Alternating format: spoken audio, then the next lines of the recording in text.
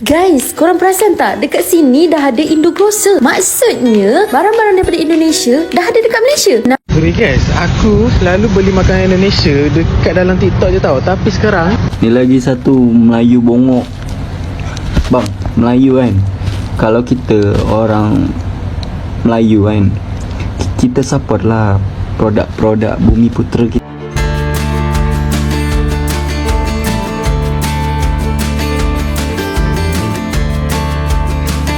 Hey, ketemu lagi dengan Rizka Yuni. Pernah nggak sih kalian masuk ke sebuah toko di Malaysia, lalu tiba-tiba menemukan banyak banget produk yang ternyata berasal dari Indonesia? Nah, fenomena seperti inilah yang belakangan ramai, menjadi bahan perbincangan di jagat maya.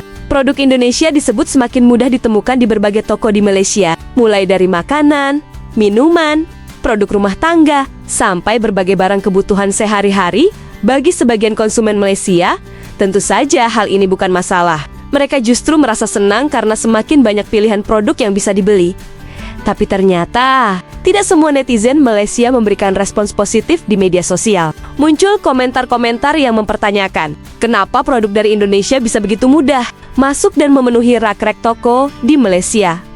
Ada yang menganggap kondisi ini bisa membuat produk lokal semakin sulit bersaing. Ada juga yang mempertanyakan, apakah konsumen Malaysia sekarang justru semakin bergantung pada produk dari Indonesia? Dan seperti biasa, ketika isu seperti ini muncul di media sosial, kolom komentar langsung berubah menjadi arena perdebatan.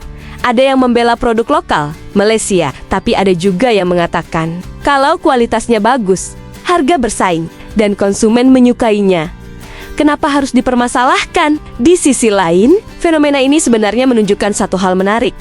Hubungan perdagangan antara Indonesia dan Malaysia ternyata bukan hanya soal angka ekspor dan impor. Produk yang masuk ke pasar juga bisa menjadi bagian dari kehidupan sehari-hari masyarakat ketika sebuah produk Indonesia mampu bertahan dan mendapatkan tempat di pasar Malaysia. Tentu ada alasan di baliknya. Bisa karena harga, kualitas, rasa, kemasan, atau bahkan karena konsumen memang sudah terbiasa dengan produk tersebut.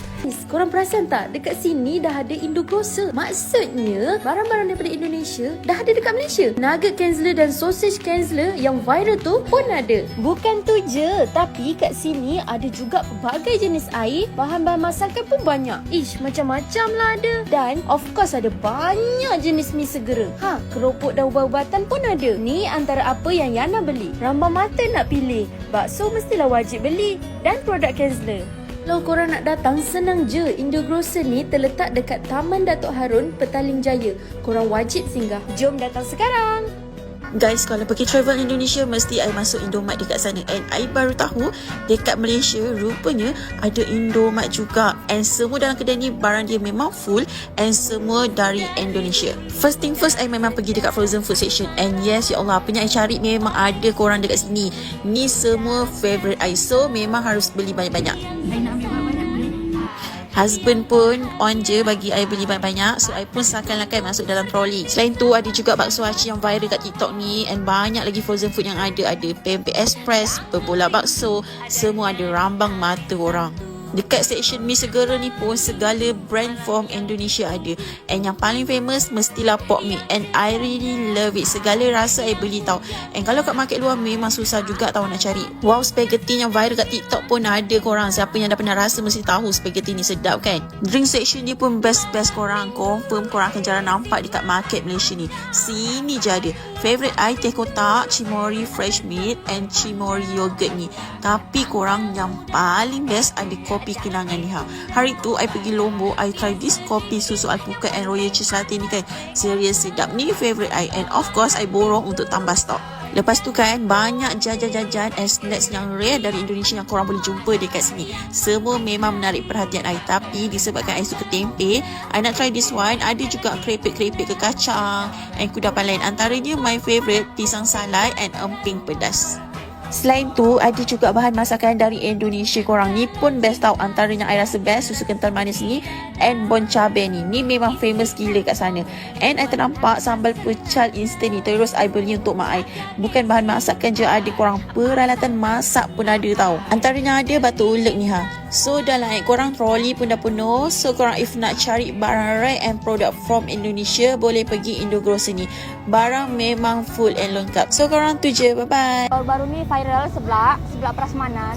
Kita punya seblak prasmanan tu macam buffet. Dia kena ambil sendiri.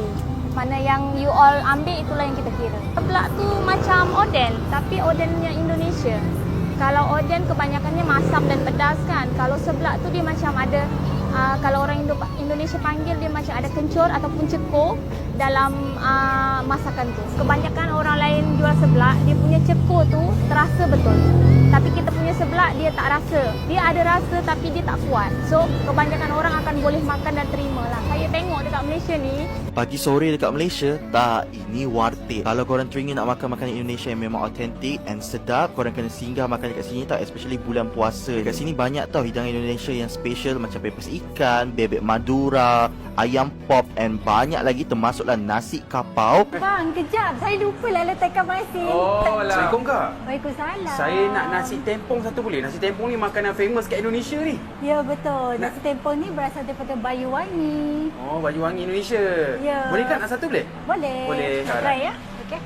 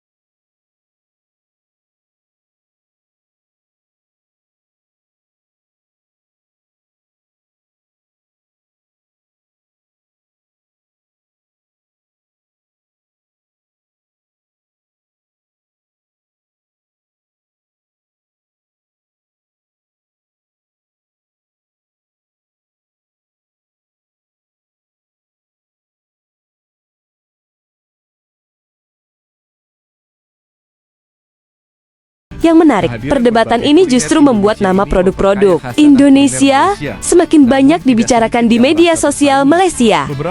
Jadi, menurut kalian bagaimana? Apakah semakin banyaknya produk Indonesia di toko-toko Malaysia merupakan ancaman bagi produk lokal? Atau justru sebuah tanda bahwa persaingan perdagangan semakin terbuka? Tulis pendapat kalian di kolom komentar. Dan kalau kalian suka konten tentang fenomena Indonesia, Malaysia, serta berbagai cerita menarik yang sedang ramai diperbincangkan, jangan lupa like, subscribe, dan nyalakan loncengnya. Kita akan bahas fenomena menarik lainnya hanya di channel ini. Sampai jumpa di video berikutnya.